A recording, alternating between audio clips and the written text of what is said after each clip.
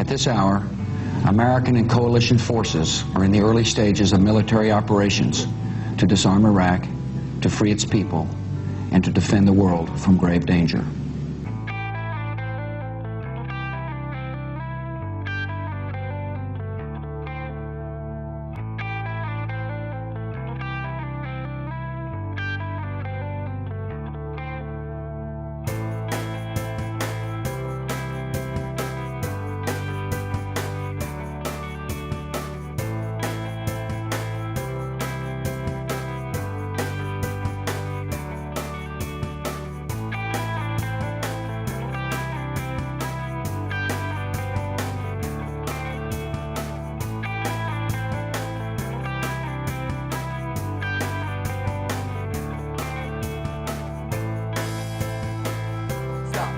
Now look at this scene.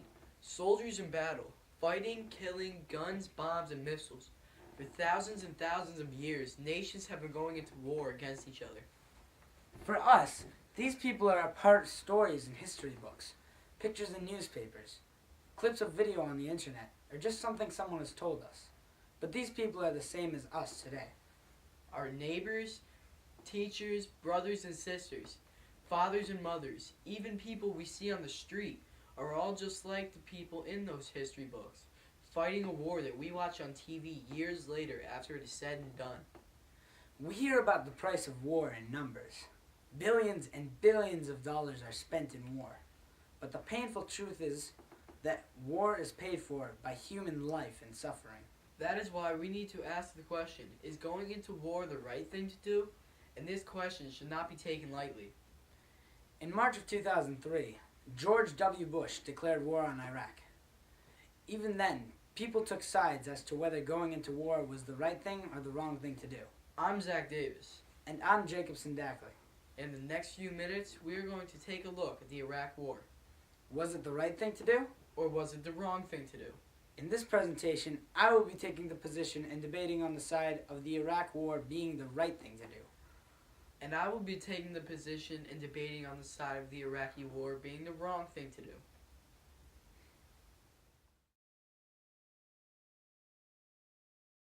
To better understand the need for the war, you will need to learn and understand who Saddam Hussein was and how serious a danger he was. By age 19, Saddam Hussein was politically active and joined the Ba'ath Party, a socialist group at the time. 3 years after that, Saddam participated in a failed attempt at assassinating the Iraqi prime minister. He was forced to flee the country. In 1963, Saddam came home to Baghdad, and through his cunning ways, he rose to power.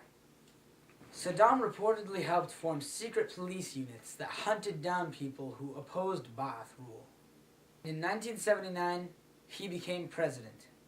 It was also the time when 5 of his fellow members of the Revolutionary Command Council were executed, along with 17 of his other former competitors for the presidential spot. In 1980, Saddam launched a war against Iran that lasted 8 years. He killed 1 million Iranians and used mustard gas, killing and wounding more than 50,000 Iranians. Hussein decided to invade Kuwait in 1990 over oil and territorial disputes. His forces brutalized civilians and tortured them. As the Iraqi army was withdrawing from Kuwait, they looted Kuwait City, the capital, destroyed more than 700 oil wells, and opened pipelines to let oil pour into the Persian Gulf. According to the United Nations Commission of Human Rights, it is estimated that 300,000 Iraqi citizens have disappeared without a trace. Hussein also used human shields and hid arsenals beneath schools, mosques, and other cultural community places. Even after 10 years of sanctions, Saddam Hussein was ranked as the 55th richest man in the world, according to Forbes magazine, with a total worth of $7 billion. Since then, Saddam had had time to recuperate.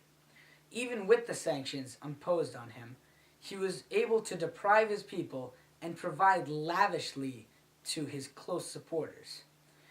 If Saddam was given a chance to rebuild his army, he would have definitely threatened the entire region. In March of 2003, George W. Bush finally decided to finish his father's work and oust Saddam Hussein.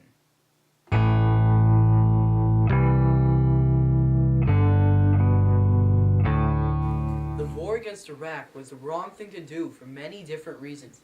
The first reason is that Saddam Hussein was absolutely no threat to the region or to any part of the world. After the 1990 war, the Iraqi regime did not only suffer from sanctions, but also from many different constraints, especially on his military, meaning he was forced to give up all of his most powerful weapons, like Scud missiles, chemical weapons, all that stuff. He was even made to give up any plans for high-powered weapons and such. His military planes were forced to abide by a no-fly zone, which limited the planes to a small part of the sky in Iraq. According to many credible experts and according to solid evidence, the Saddam regime was not capable of threatening any other country. The sanctions placed on Iraq were devastating to the country. Estimates of civilian deaths during the sanctions range from 100,000 to over 1.5 million, most of them children. The legality of the war was also questionable. For that we need to go back about 65 or 70 years ago, when the United Nations was just being formed.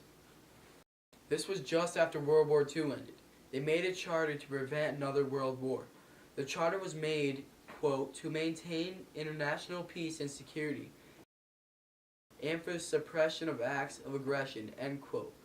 This charter stated that any war started must be in self-defense and authorized by the UN Security Council. The U.S. government suggested two major reasons for invading Iraq.